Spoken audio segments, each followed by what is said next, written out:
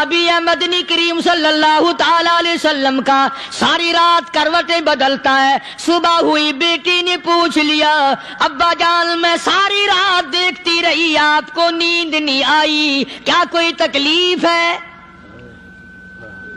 دیکھنے والی بیٹی کے بھی قربان جاؤں، بے چین ہونے والے ابا کے بھی قربان جاؤں. آخر بیٹی بھی جاگ رہی ہوگی تبھی تو دیکھا ہوگا. کہنے لگے ابا میں نے ساری رات کروٹیں بدلتے دیکھا، کیا بات ہے آج نیند کیوں نہیں آئی؟ فرمایا لختے جگر او نور نظر او میری بیٹی، کل قرآن کریم کی ایک آیت سن کے آیا ہوں، ثم لم یتوبوا فلہم عذاب جہنم ولہم عذاب الحریق.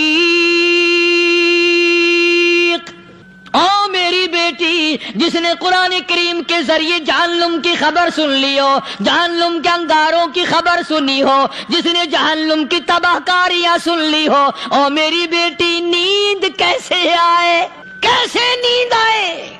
امام شافعی رحمت اللہ علیہ اتنے بڑے جلیل القدر ولی کامل ہیں، وقت کے امام ہیں، پرہیزگار متقی ہیں، اپنی بیٹی کو فرمانے لگے لختے جگر تیری آنکھیں بگڑتی چلی جا رہی ہیں، میں دیکھتا ہوں تو ساری رات نیند نہیں کرتی، ساری رات سوتی نہیں، مصلی پہ کھڑی ہو کر قرآن پڑھتی رہتی ہے، تو کچھ نیند کر لیا کر، آنکھوں سے محتاج ہو جائے گی. عرض کرنے لگے ابا جان نیند آتی ہے، بستر پہ لیٹ جاتی ہوں، آنکھ لگنے کو ہوتی ہے، فوراً میرے دل میں خیال آتا ہے شافی کی بیٹی تو نے تو بستر سنبھال لیا، صبح تیری نہ معلوم زمین کے اوپر ہوگی یا لاکھوں من مٹی کے نیچے ہوگی.